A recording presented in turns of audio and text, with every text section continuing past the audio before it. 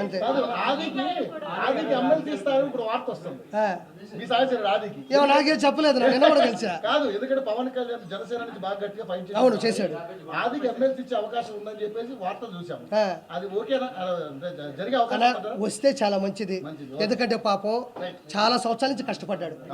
అలాంటి వాళ్ళకి వస్తే ఆలియా ఆది అని అనింది. ఆలీ గారితో నాకు సంబంధం లేదు.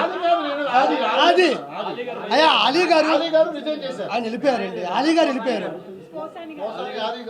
ఓసారి గారి గురించి వదిలేండి. నేను అన్నాను, నేను మాట్లాడాను అతను అనే. అవును,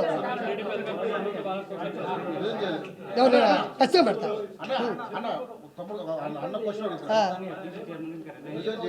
ఎవరు చేస్తాడు? ఏమయ్యా ఇప్పుడు ఎఫ్డీసీ చైర్మన్గా పోసాన గారు రిజైన్ చేయలేదన్నారు. చేయకుండా ఇంట్లో ఇట్టుకుంటాడండి దాన్ని.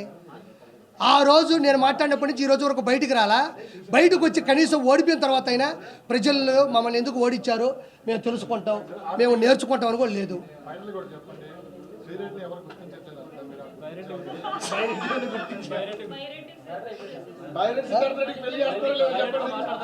అమ్మా బైరెడ్డి ఇప్పుడు శ్రీరెడ్డిని ఎవరు గుర్తించట్లేదు అంటున్నారు. మంచి పాయింట్. అర్థమైంది. ఆవిడ తపన, ఆవిడ తాపత్రం నాకు తెలిసింది. ఇప్పుడు బైరెడ్డి కూడా వయసులో ఉన్నాడు, పొరకలు వేస్తున్నటువంటి వయసు, ఉత్సాహమైనటువంటి ఉత్సుకతతో కూడినటువంటి వయసు.